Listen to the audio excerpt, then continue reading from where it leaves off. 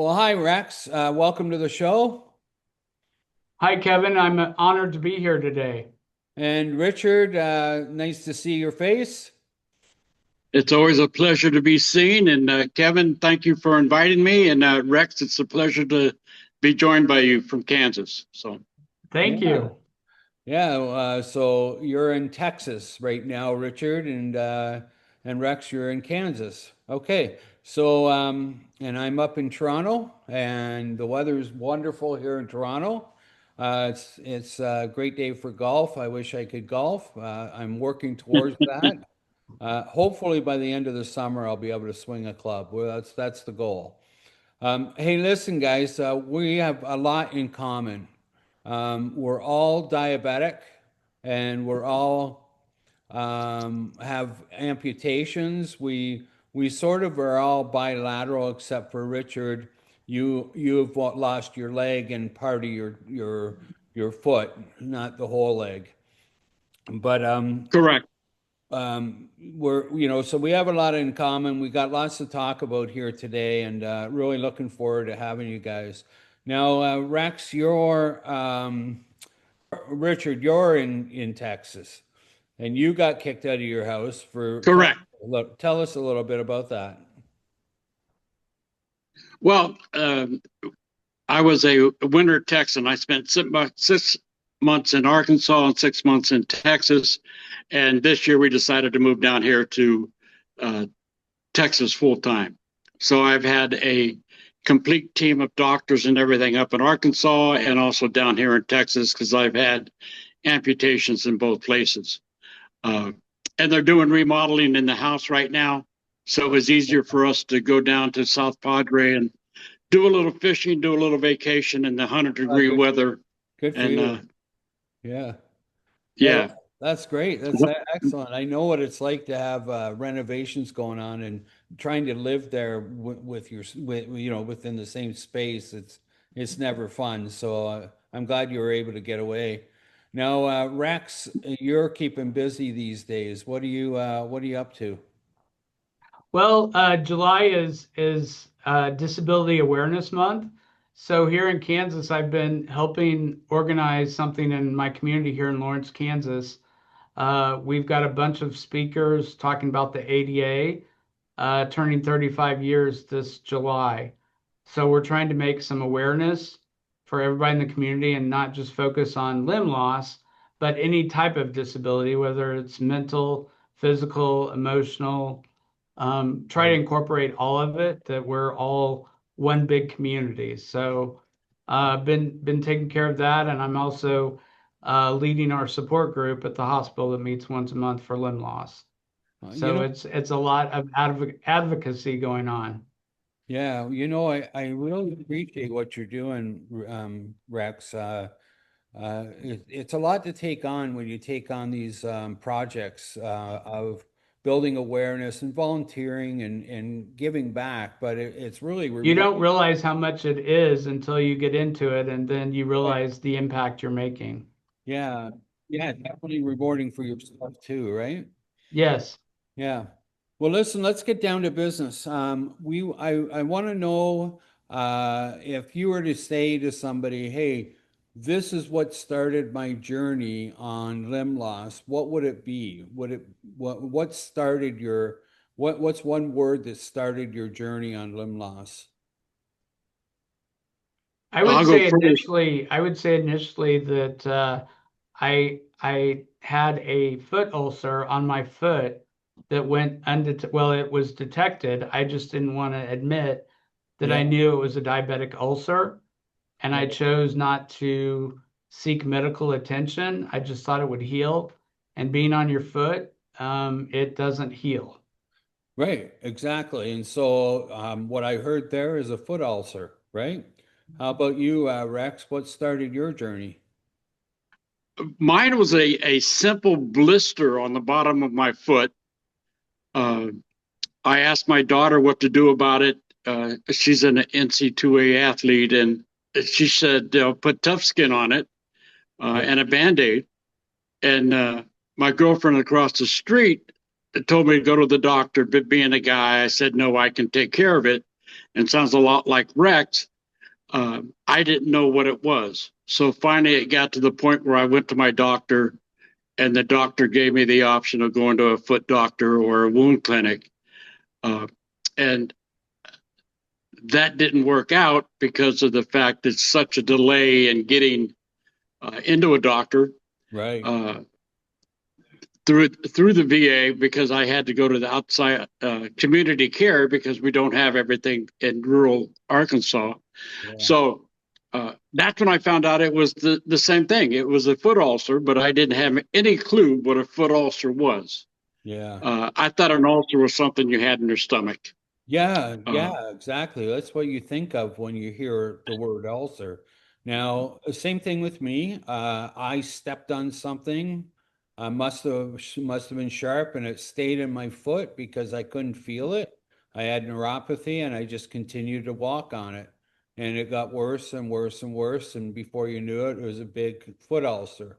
That's what started my journey. So we're all kind of on the same page here. We're all all started our limb loss journey at this on the same with a foot ulcer. All right, well, listen, let's take you, Rex. Take us down the journey of that. So you discover you have a foot ulcer. What happens next? Well, I basically was taken to the hospital. I'd never been tested for diabetes. I thought I had diabetes. My grandmother and my mother had diabetes, Oh, but I was 40 years old. I still thought I was invincible. And the doctor had a nice conversation with me saying, "Do you have any idea what your blood sugar should be in normal range?" mm, And I said, "No, I have no idea." And he said, "Well, let's check it just to see what it is." yeah. And he said, "Do you have any idea what normal blood sugar should be?"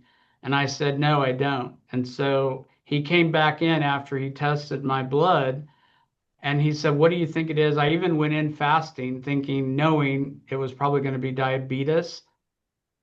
And I said, "I don't know. What is it, doc?" And he said, "Well, you're sitting at 320." Mm, Anybody who knows anything about diabetes knows that 320 is very high, very, even fasting. I said, "Well, doc, what's the norm?" He said 80 to 120. wow. I said, "Well, okay, I guess I have diabetes." Yeah, they And don't from even that have, point, I went to the hospital. yeah. Go ahead. They don't even have to do a second test, And I was gonna say. no, it was you're going straight to the hospital. I'm not even going to give you the option to go home. And so I went to the hospital and um, I did do hyperbaric oxygen treatments to see if it would heal up. And it would get so close, it would be like a pinhole, and then it would just open back up again. And so went round and round and round. I had lots of lymphedema going on, swelling in my calves, and they were messing with my head emotionally, saying, "Well, we think we can save it. We think, we're going to do everything we can to save it." And emotionally, I was like, I can't continue living like this. One day it's we're going to keep it, the next day we're not. Yeah. And so he finally said, "We're going to amputate." And my first one was in 2013. So that was my left dominant leg. Okay. And so I've been a double amputee for 2.5 years. Okay. So um, I've had this going on for a while. So Yeah. that's basically how it happened.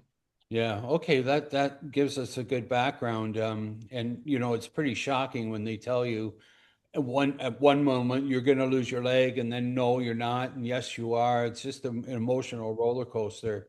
I Hey, said, "You're the professionals. If you think it needs to come off, then take it because I can't handle emotionally what you're doing to me." right. Hey, Richard, tell us your story. You discover you have Yeah, not a problem. It parallels a lot of the same thing. Uh, I went to the wound clinic. Well, I did not go to the wound clinic. I went to the foot doctor, and the foot doctor said that it would be 2 weeks before I could get in but they had a cancellation on the following Monday, and this was on Thursday or Friday night in 2019, and I went home, but then I developed 101 fever. So we knew immediately that I needed to go to the emergency room. So I went to the emergency room, and that's when they found out there was a big problem. And they addressed the wound, set me up with the wound clinic. I went in, and they couldn't, the same thing. They tried the hyperoxybaric chamber, 4 visits to that. And the doctor was very good to us because he explained everything. That I was 70 years old at the time. Right. And the doctor said we could fight it for 5 years. And then all of a sudden, at the end of 5 years, we're still in the same situation where you have to make the decision to amputate or not. And one of the things that happened to me was the fact that my diabetic shoe doctor, who was also an amputee, was in the hospital, and he got shot in his leg at 27, was able to rebuild a house. He's a podiatrist. I mean, he was totally working. So I knew that I could also.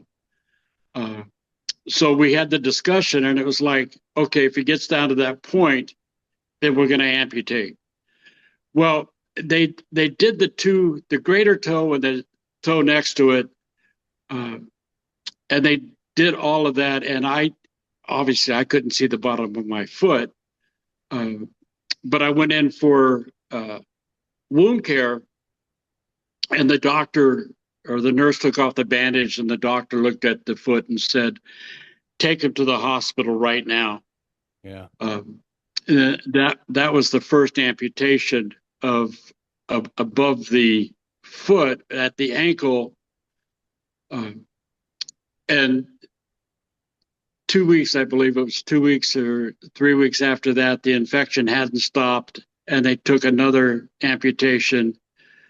And then at the 4th amputation, the doctor explained to us that he was going to go above a little higher, hopefully get ahead of the infection and stop it and see what's happening. And I've been a diabetic for over 30 years, and had vascular issues. So they did it. They did the amputation below knee. I was in the hospital. It really seemed to stop it.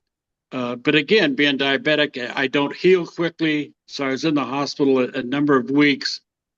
I was able to, the VA approved my in-hospital physical therapy and in-hospital occupational therapy because I was single at the time. Right. And they wanted to make sure that I could live single by my time. But my girlfriend became my caregiver. So she was able to go through a lot of that. And I was able to develop a team approach to the ulcer because I didn't know what an ulcer was. And, you can pack an ulcer with yards and yards of gauze or whatever it takes to clean it. And the emotional part of it, I already had a mental doctor. So they were concerned of the depression that comes into it. Yeah. And that I had enough people to talk to me and keep me on the right track. Yeah, we'll get into that a little bit, Richard, if it's okay, talking a little about the mental side of things and the depression, because I think it's pretty common for people. Listen, Yes. we're going to see how common, the 3 of us really are. I'll tell you that, after I stepped on my piece of glass here or screw or whatever it might have been, I went to the hospital. And I had a huge fever. I was feeling very, very sick. And when I got to the hospital, they said, we need to admit you like right now. And I didn't know what was going on until later, but I was going septic, and it sounded like you were too, Richard. If you have a I fever, I was as well. I was as yeah, well. you too, Rex, right? And for those listeners on the call, if they don't know what being septic is, it's blood poisoning because I didn't hear about what it was until it happened to me, right? Because of the infection, your blood gets poisoned, and you have hours to live. Like it happens really fast. So I was grateful for great doctors that I had, and they were able to like get me out of that. And then they started to chop my foot. So they took two toes first, then they took the third toe, then they took half the foot. Then they said, we'll have to take a little bit more because it wasn't healing. And finally, they said, we can, got infected again. And they said, we could take a little bit more, but we're going to keep chopping, Kevin. And I said, just take the leg. And that was it. I've talked to several people that I basically each time I had my loss, Yeah, it was the whole leg. I've had several people tell me they wish they would have just taken the whole leg from the get-go yeah, instead of having the quote hack jobs that right, just make things worse. You right. know, if you know you're going to have a leg amputated, that's one thing. But if you're going to continue to keep doing it, Yeah. then it's a emotional stress all over again. Yeah, because it doesn't heal. Like I've talked to No, many people and that has this, multiple surgeries. It doesn't heal. And you're just in fact, when I first went into the hospital, I had two orthosurgeons come to my room and said, we're gonna have to take your leg.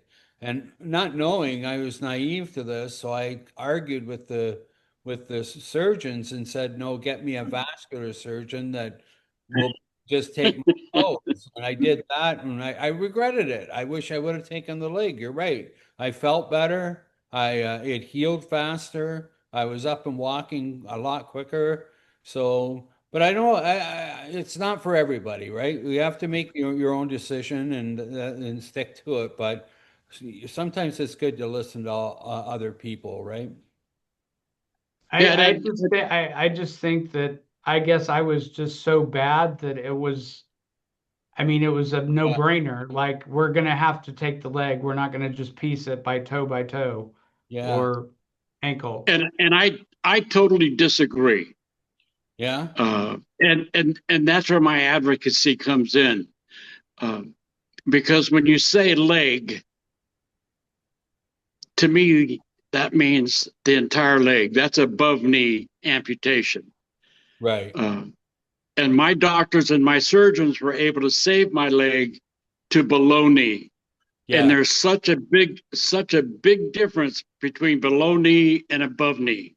that's a good point. Um, Absolutely. yeah. So I don't know if Kevin was talking about. I mean, Rex was talking about above the knee. Uh, when I came I'm into below it, I'm below the knee on both. Yeah. So okay. So when you said I leg, have my knees. I have my knees, and I agree okay, with you. yeah, okay. Because when I came in to the amputee world, I did not know what was going to happen, and mine was the worst that you could possibly be because I knew nothing about amputations Right. until I got on the support groups, and there were people that were above the knee that it took them twice as long as what I was, even though I was diabetic. It still took them twice as long to be able to be up and fully operational. Yeah. And I'd When I agree say, with you on that, Richard. I'd yeah, agree with you. Yeah. okay, so then we agree. It's just on terminology, and when Right. people hear leg, they're not talking about taking a full leg. And Um, that's a good point because, if you don't know, you don't know. But Yeah. oh yeah, there is a difference between above the knee and below the knee. And, Yeah. I've even had people take it all the way to the hip, and I'm like, oh my oh gosh. I don't know how yeah. to do it. I don't know how they do it. But yeah, it's a good point. I'm glad you brought that up, Richard. For the listeners on the call here, if you don't know the difference, trying to walk with a prosthetic above the knee is very, very difficult because nothing bends, right? Like you have to learn your prosthetic. It's a whole new knee, right? That you're dealing with And that. it's a lot easier to get up using your knee than not having it at Right, all right. if you fall. Yeah, exactly. Hey, Richard, you brought one other thing up I want to move into, and that's support. It's really important and critical that you have a good support group or team or family or friends when you're going through this. Would you agree to that? Oh, I mean, 100%. And the only thing that I get in a disagreement with the team is the fact that I hear people say, well, my doctor told me that. Well, you have to be able to rely on your doctor. If you do not rely on that doctor, you always have another choice because the doctors work for you. That's right. And you can get a second opinion. And I even had a surgical doctor that told me himself that if you don't like my opinion, you can get a different doctor. Okay, I will. Yeah, and he was a VA doctor, and it just blew me away and blew Linda away also. And that's in a whole nother story. And now he is one of my favorite surgeons and will call me personally. Mm. He, the medical profession now has changed, in my opinion. The nursing profession has changed. They've become very professional. Yeah, there's been a problem with the VA in many years, but they're there to help you. And that's a I'm a veterans advocate. If you need help with the VA, let me know. When it comes to mental health, that doctor is important. I have a pharmaceutical doctor now, my pharmacist, that calls me every 2 weeks to review my diabetic medicines. And when we get that totally under control, we're going to go to the heart medications. Another team member, Right. the foot doctor, the shoe doctor. You have to be able to communicate with them because you can have something that's so small that you don't understand. A blister. I Yeah. ended up with a second blister on my other foot. And we, as diabetics, I think the standard is about every 4 to 6 years, we have another issue. Yeah. And if that's not controlled right away, and we can get into that later, I have other mechanical and medical devices that I use to monitor myself. You have to be able to communicate that with the doctor to say, hey, I got a blister. My VA doctor, I called up and said, I had, I'm laughing because we as amputees laugh about silly stuff, Yes. but I had no clue. I had a scab on my incision, that on my toe incision on my left foot, that I hit on my wheelchair, which is another device I use, and it bled a little bit. So you have a little hole and it covers up with a scab. Well, the scab didn't go away for 3 months. So I was panicked. So I called the doctor and said, can I come in and see you? And they said, of course, come in. I think it was within 2 days. They didn't tell me over the phone, but then they told me, a scab can take up to 3 years to heal and come off. And I had no idea. I didn't know that either. I learned something. Yeah, I mean, Linda and myself both just looked at, and the nurse told me, when I talked to you on the phone, I know how you would take it, so I did not tell you the whole story. Right, right. Because, it takes 2 to 3 years, and then she says, no, even though it can take that long, we still want to look at it. Absolutely. You have to monitor it. Don't play doctor. Right. Because so anyway, that's the team that I've built, and I feel very comfortable with any decision that has to be made. So then I understand what has to happen. When I went in for the second amputation on the other leg, uh, the doctor told me what he was going to do, and I understood up front, and I wasn't afraid. Uh, Yeah. or the depression didn't come in. The only depression that, excuse me, the depression that came in was the unknown factor. Was I going to be able to walk normally? Yeah. Uh, Yeah. and because it was the little toe and not the greater toe, the big toe, the balance wasn't an issue. So, yeah, I have four toes on my left foot, but I can walk normally, and you can't even tell. Right. So Right. Hey, that's my story on how I got there. yeah. Hey, Rex, let's go back to support. What kind of support did you have going through this journey? Did you have family? Well, I've had different types of support. The first leg, I had my family, my immediate family, my wife and my three daughters. They were younger, but I was really mad at myself that this had happened, and I isolated myself where I didn't really feel like anybody understood what I was going through Yeah. because nobody I knew was an amputee. Nobody, this was, I mean, I'd seen veterans that were amputees, but I'm like, okay, well, I'm not a veteran. I don't think anybody understands where I'm coming from. Yeah. Versus the second leg, I'd gotten divorced.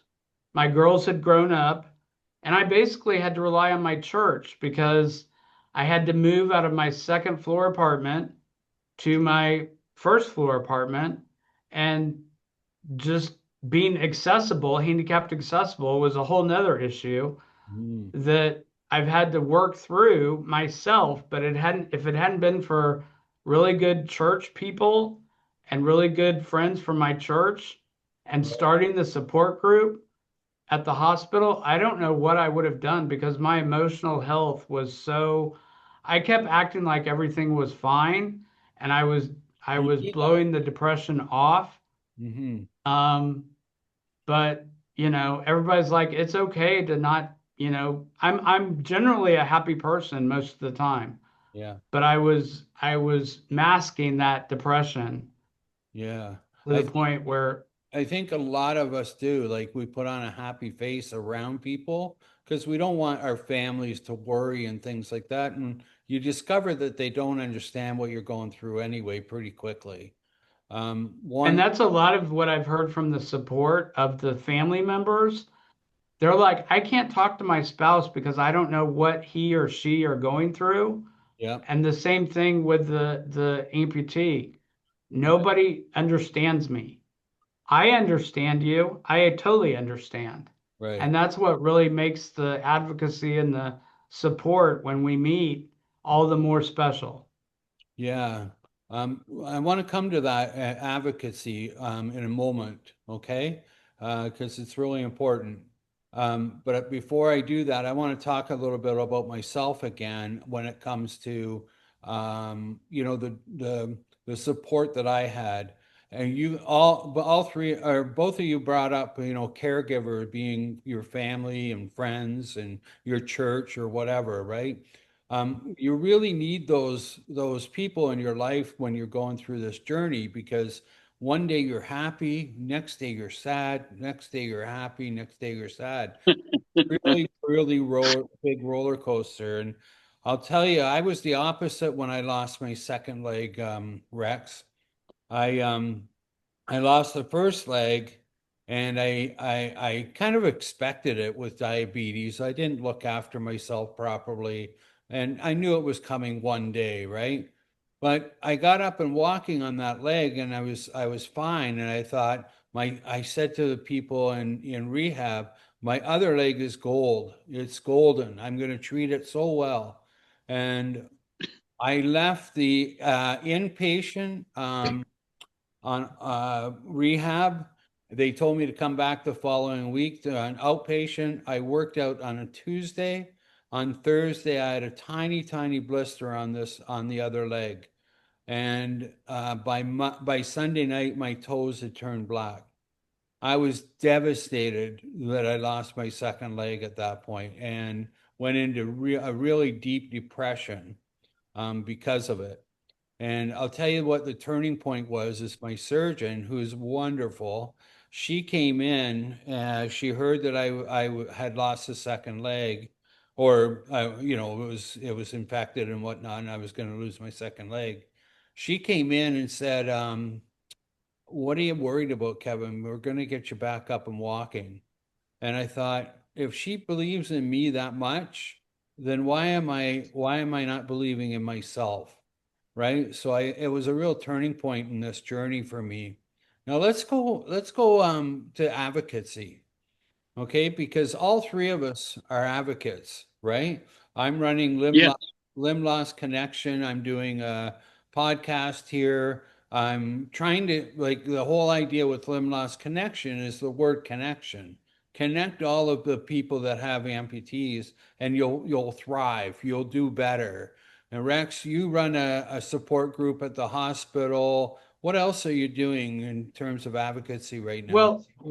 It's kind of interesting. This past year, a turning point hit me where I turned 55 and I had been without a job. I was let go from my job in January of last year because I couldn't drive.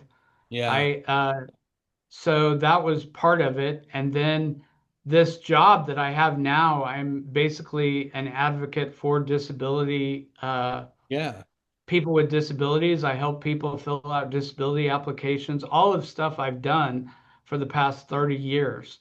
yeah. But I'm on this side of the desk, and I also know how they feel on the other side of the desk as needing to get disability. And if you can't get disability by having two legs that aren't there, I decided, forget this, I'm going back to work. And I feel I'm a huge advocate and a help for everybody that's going through any kind of disability because I understand. I've been there, done that. Yeah, I haven't known you long, Rex, but one thing what comes out from you every time I talk to you is your empathy and kindness. You have that built into you, and it's really great qualities that you have there. Hey, You're not the only person that said that, so I guess I have yeah, that. yeah, no, it's true. Hey, Richard, tell us on your side. Um, Well, it goes all the way back. And a lot of that advocacy comes back from, I was a Vietnam veteran submarine sailor. oh, Uh, okay, I qualified in submarines over 50 years ago, and in order to be a submariner qualified, you really learn to rely on everybody. yeah, Uh, but you have to be careful about who you rely on. Uh, a quick side note is my caregiver. It was Linda at the time, uh, and opposite of Rex, uh, my caregiver or my girlfriend became my caregiver, yeah, and then 4 years ago we got married. So Congratulations. Congratulations. be, be careful of what you say when you say yet. yeah, Uh, so uh, you don't know what's around the corner, but the advocacy part of it has always been with me, and outside of the advocate area is also I'm a uh, the anniversary of my amputation is October, and October of this year I'll be clean and sober for 20 years, good for and you. I've been a big advocate of the 12-step program Good for you. Yeah. because of the fact that it really makes you ask the questions and look at your soul. Yeah. It's not for everybody, but again, it's just another step.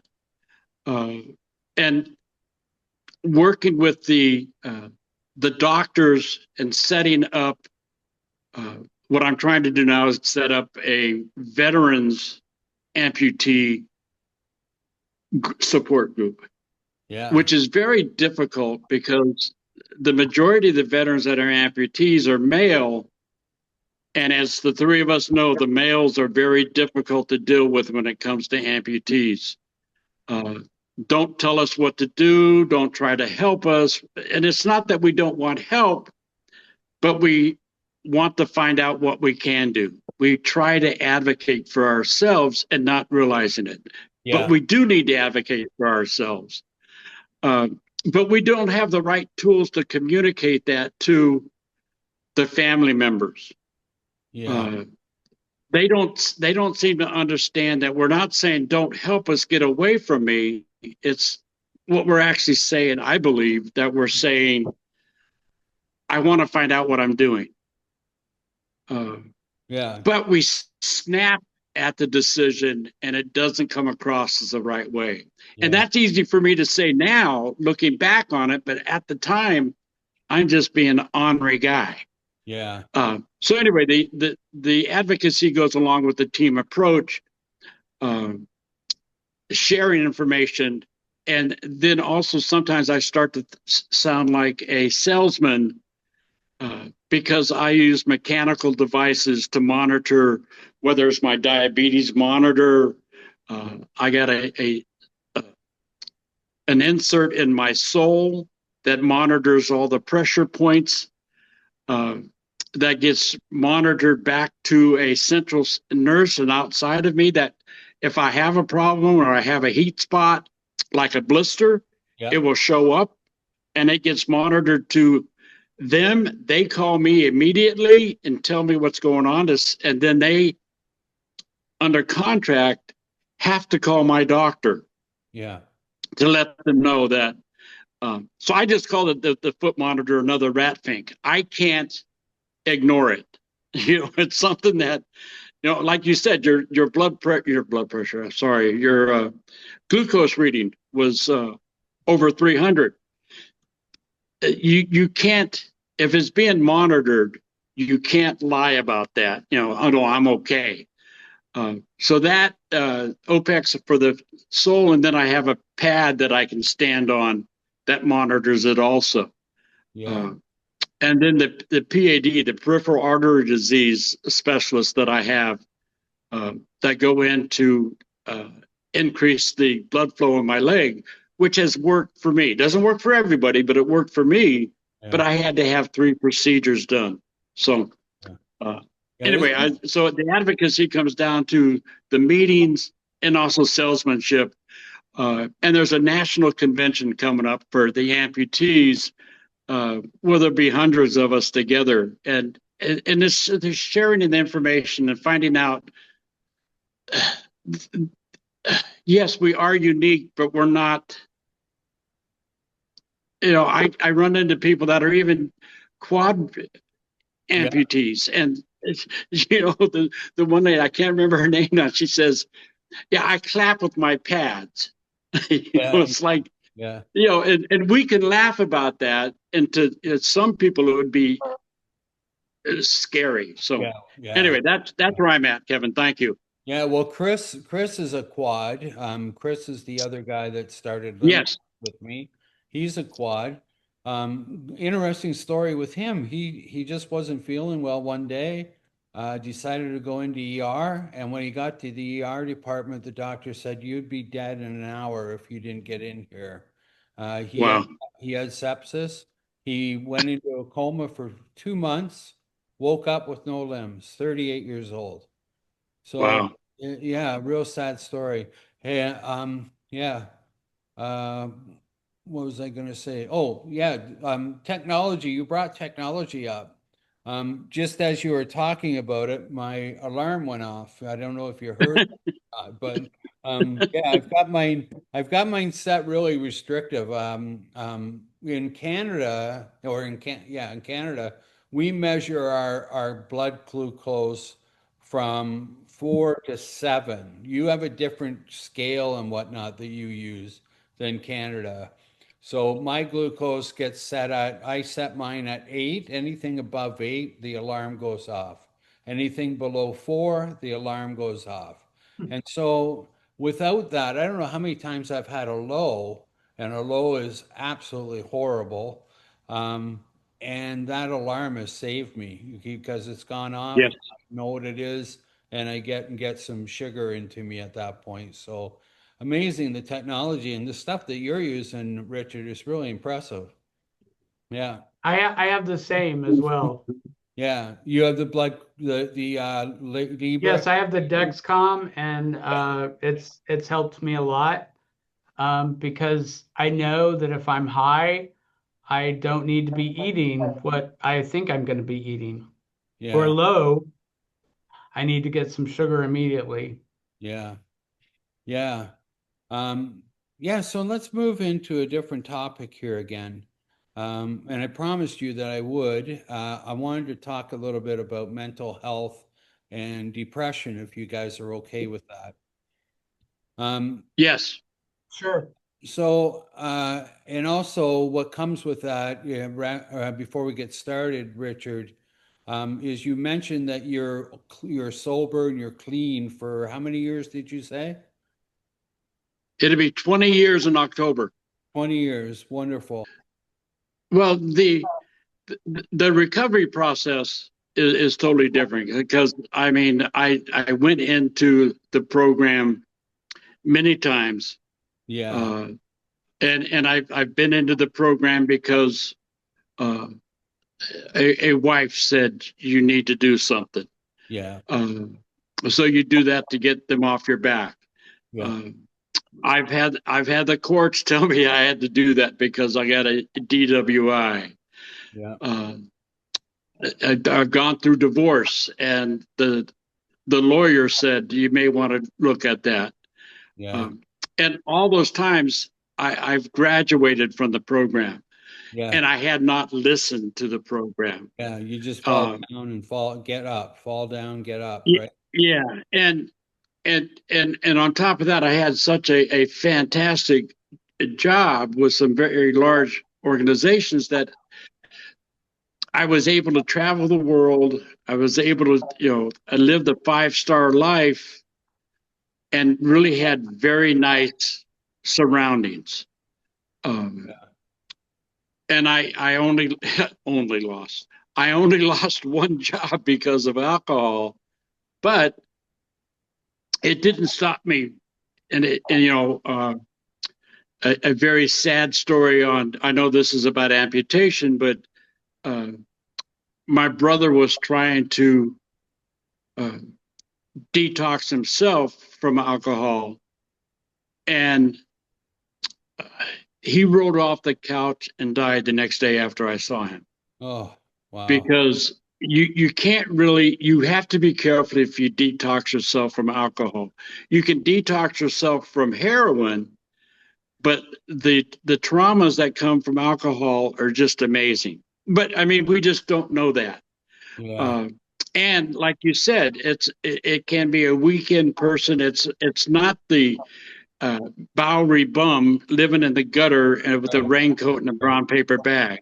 Yeah. Um, Well, so that's what I was trying to get to is that, even though you're only drinking like the 3 days and going, after a hard, everybody says, oh, I had a hard week. I had to have a drink. Well, if you're doing that all the time, that's alcoholism, and because it's impacting your life over and over. But I wanted to get to the one question about alcoholism. Do you think that alcohol had anything to do with your amputation? no, No. Okay. no. My amputation came from the diabetes. My diabetes was I was the only person. There's only 2 people in my entire family that have diabetes, and that's with my father's 7 brothers and sisters. Uh, and the only 2 of us, one was a pilot that flew into Vietnam, and mine is an Agent Orange also. Right. So my amputation is purely from my fault for not taking care of my diabetes and my circulation problem, which are related to uh, Agent Orange. So the alcoholism, yes. Did it play a fact on my diabetes? I'm sure it did. Yeah, that's what I Um, was getting at is that when you drink, your sugars go up, right? Your sugars are oh, high. So it does, Yeah. I think it does lead to your amputation, and maybe not in a direct way, but like more of an indirect way where it's impacting your sugars all the time and not being able to control it. Were you a drinker? Kevin, mine wasn't alcoholism, but it was I overeat. That's my problem. Yeah, that's another. So the same effect with alcohol is food for me. Yes. Yeah, So I wouldn't be checking my sugars. I wouldn't be, I yeah, wouldn't care. And it just got to the point where I'm like, well, if it hasn't killed me yet, I'm at 40, I was thinking I was invincible. So yeah, and just oblivious to it. yeah. But that's another technology thing that with the device that I have with the Dexcom, it really keeps me in check. Right. Right. And that's a hard behavior to change too. It's an addiction, right? When you Right. eat food and it's very emotional and whatnot. So all these things, you think like a lot of people are doing them and they don't have diabetes, they think. But diabetes doesn't get detected until like well into your life sometimes. I was 40 some years old before they found diagnosed me with diabetes, but they think that I had it much earlier. So I'm the same, and I feel that we as a nation or a world, we continue to supersize things, we continue to eat, yeah, yeah, and it's really the silent killer. It's not heart disease, but it will affect every part of your body from head to toe. every Whether part. it's your eyes, whether it's your feet, whether it's your endocrine system, it's everything of your body. Yeah, yeah. It's everything. So let's move into the depression side of things. When I lost my second leg, I was telling you how depressed I got, right? I didn't want to live. That's how bad it was. I didn't want to talk to anyone. I didn't think life could go on. And I couldn't imagine it. I thought there's no way I'm going to be able to walk without two legs on prosthetics. How did you guys feel with your news? When did you get depressed? Yeah, yeah, I mean, I believe everybody that has an amputation goes through that, and it's probably the 10 steps of recovery that you go through. Um, I didn't, like I said, I didn't know anything about uh, amputation, but I knew a lot about recovery and the steps of depression. So I had a depression doctor. So when when they found out that I was going to be amputated, uh, my head doctor knew right away of the problems that I could have, uh, and gave me suggestions on how to get around some of the depression. Uh, Right. Knowing that I was going to have depression, but how to deal with the things. Um, the loss of a leg, and then you do silly things. I almost said stupid things. Let's just leave it, whichever way you want to look at it. When I came home from the hospital, when I was released from the hospital through physical therapy, through occupational therapy, I had my shrinker on my leg. Uh, I get home, I'm on a walker, I'm going to be getting a cast in a couple of weeks. I was invincible again. I could walk around the house now. Yeah. I go to the bathroom, I stand up, and I forget I do not have a leg. Yep. And I fall right down onto my stump. Yeah. Blood all over the place. Linda can't pick me up because, yeah, I'm, like Rex said, oversized. She can't pick up 250 pounds. So she had to call 911. And then it was a trip to the hospital. Yeah. So the mental part of that is you forget where you're at. Yeah. Uh, you have to remember where you're at. And if we can remember where we're at and we have a device to get us around, it's good. I was in the living room. Linda asked me, well, how do you take a shower? So I was explaining to her how I stand up in the shower, reach up and grab the safety bar, Yeah. pull myself up, grab the other safety bar and then lower myself down into the seat. Well, when I lean back, I'm in the living room. I don't have those safety bars. Down right again. I fell again. Oh no. Another trip to the hospital in the ER. Yeah. Knock on wood, that's the last time I had to go to the ER outside of the left foot from falling, though. So the depression that came on was silly stupidity things that I did without thinking. Yeah. I have to think before I act, think before I speak. I wanted to make sure that I could still do some construction stuff, and we had a big trailer that we pulled around in camping. So I wanted to make sure I could climb up a ladder. So I had to set up a ladder and have Linda watch me get up the ladder, that I was safe. Mm-hmm. But the doctor knows that my head doctor knows that I get a call every couple times a year, every 4 months to 6 months, depending on how I'm doing. And I can call him anytime, just to check up on me.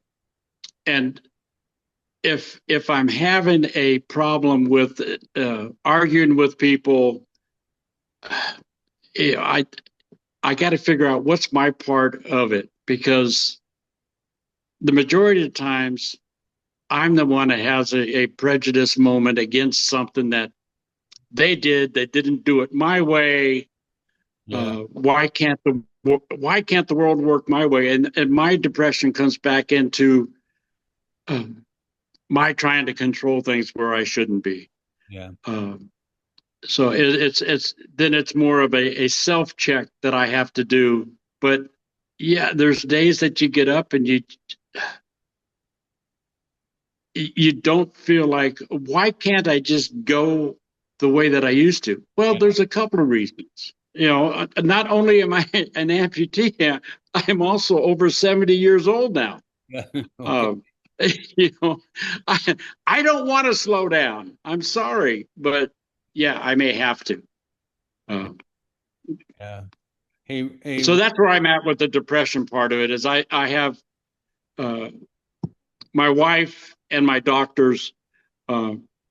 If I fall, I not only have to tell my wife that I fell, I also have to tell my primary doctor, my prosthetist, the whole team, and my physical therapist. I have to tell all four of those people when I fall. Yeah. Yeah, absolutely. Hey, Rex, how about you with the depression side of things? How did you experience? I try, I'm on an antidepressant. It's a low dose, but I think everybody in this day and age, whether they're an amputee or not, has some kind of depression. Yeah. Just how they deal with things. I've always been one I know this was a point we were going to talk about. I've always used humor in just how I interact with people. Yeah. And it really helps me to voice my concerns as a joking manner, but I'm serious, but at the same time. And people look at me like I'm crazy. Like, why are you talking that way? Yeah. And I'm like, it's real. My legs are not going to grow back. Yeah. I can look at them and talk to them as much as possible, but the fact is, they're not coming back. Right. And so if I can make somebody laugh, again, even myself, or just, hey, my leg came off today, and they're like, how can you be so positive and this be funny to you? And I'm like, I've gotten used to it. It didn't used to be funny, but I can also have a serious side where I do feel, like I need to talk to somebody but I try not to let those days get the best of me. Yeah. And just try to have a good attitude and kind of joke about it, because that's part of me. And I've told other people they've taken my legs, but they haven't taken my sense of humor or who I am. Yeah. And that's really important to me. And that's how I get through the depression. Yeah, and it's true. Like Well, we're still the same. Let me I was going to interject one thing for Rex, and that was I was trying to think of an amputee joke right there. Oh, I've got several. I've got several. Well, yeah, but I was stumped. Yeah, I gotcha. I Yeah. gotcha. I've got that on a t-shirt actually. People just look at me like, "Are you serious?" And then they're like, "Yeah, of course you are. You're Rex." That's Yeah. that's the funny part of it. So Try, yes. try to think of your best one because I'm gonna wrap up with that. Okay, we're all gonna pull out a joke out of our joke hat. But before I do that, the last topic I really want to talk about is um, let's talk a little bit about employment. Now, Rex, I know that you're working again and you were able to get back to work, but not your same job, right? How do you feel about that? That's correct. That's correct. I Yeah, was really mad when I lost my job because I was commuting like 30 minutes every day. And because I lost my left leg first, I could still drive. right. But when I lost both legs, my independence just went down the toilet Yeah, because I had never, even with the first amputation, you could not tell if I had slacks on that I was an amputee. And I right, was proud of that.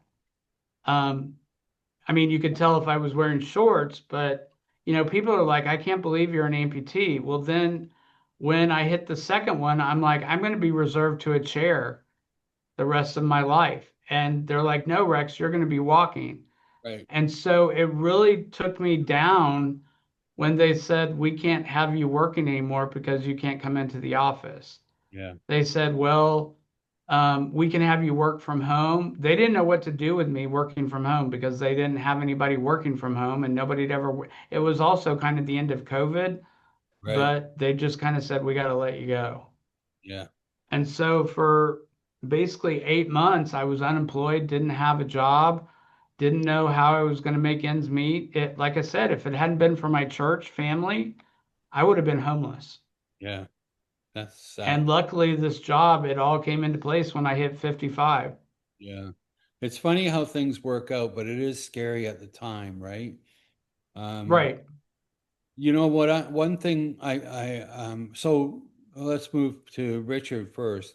Richard, I know that you're retired now, but were you working when you lost your first leg? Like when you lost your leg? No, I was already retired for 15 years. I was 70 years old when I had my first amputation. Yeah, Um, but I mean, the amputation uh, the employment side of it, yes. If you're a truck driver or if you're uh, in construction, yeah, which I wasn't a truck driver, but I was in construction. yeah, Yes, my job function is going to be different. I'm not going to be able to go out and frame a house all day. I'm not going to be able to go out and do some of those activities 100% of the time.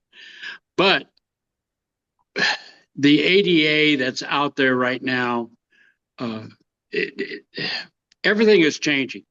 It really is. And we need the support uh, for the correct laws. There are people that are not able to get uh, prosthesis because they don't have the correct medical coverage. right. Uh, there's a group of people that are the teenagers that just can't get out and get it, and they don't have a more normal life. Mhm. Uh, and when I say more normal, I'm talking about an active life. Uh, they're not totally inactive, but they don't have in my opinion, a good life because the insurance field or the medical field, they just can't get the right stuff. Uh, we're getting better every year. It's still, I mean, if you go back 30 years ago, people were walking around with wooden peg legs. Yeah, Uh, and today we have carbon fiber, titanium, computerized yeah, prosthesis. mhm, Um, so I didn't have a problem with employment. I had a problem with enjoy my life still. And I've been able to keep that up with support from my community of the AA people that come around to make sure that I'm still okay. Call a buddy, just calling people to make sure that you're okay, calling to make sure that they're okay. Yeah. And like right now, I'm enjoying a week down at South Padre, being able to go fishing and enjoying life. So it's that connection. But yes, I am 100% unemployable. Yeah, I'm 100% unemployable because I cannot stand up for very long in my other position. I would have to find a position like Rex has, where I could work out of a chair behind a desk. But that's where I'm at. Yeah, the other common thing I hear, and it happened to me, I was a product marketer, which is really supporting the salespeople, going on the road, presenting products, talking to people, those types of things. I traveled all over the place. Well, I no longer could do that with my legs missing. I didn't feel I could. Now I do. I think I could do it, but I couldn't do it before. But I lost my job, and when I started to look, I'd go right through all the interviews and everything would be great. Come on in and meet us. I'd come in to meet them, and as soon as they saw my legs, the answer I got was you were so close to winning, but we decided to go with somebody else. And you can't prove that it was your legs, but you know that it's your legs, or at least you believe that, right? So that's a little bit sad. All right, let's move on to a happier topic. Okay, I told you guys we were gonna tell our best jokes. All right, I'll go first. I got two of them, by the way, that I can't. I thought they were quite funny. When I lost my first leg and I still had my good leg, I was a little bit down and whatnot. And I told my family, this was going on, and of course, and my nephew said, "What's the big deal? Like, you got to look on the bright side. You can get a job at High Hop now." And the second one I like is, I'm bilateral. You can relate to you guys, I guess. When somebody comes in the room and they says, "Can I lend you a hand?" "No, I'm looking for a leg."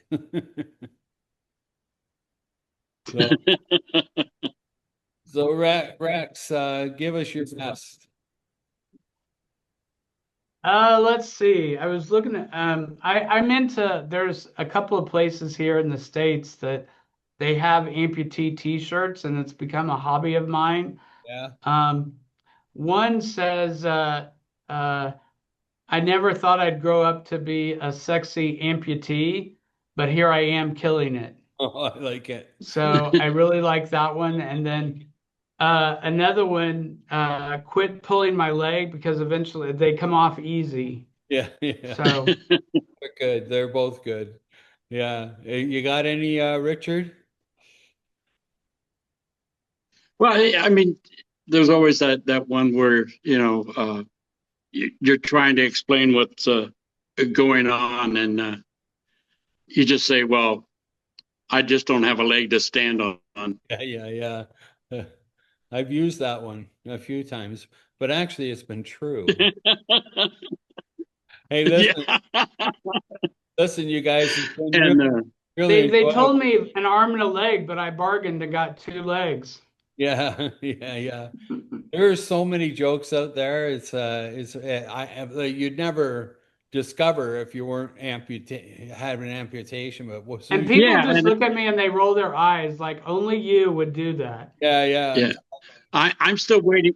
I'm still waiting for my lizard pill to take a hold. Yeah.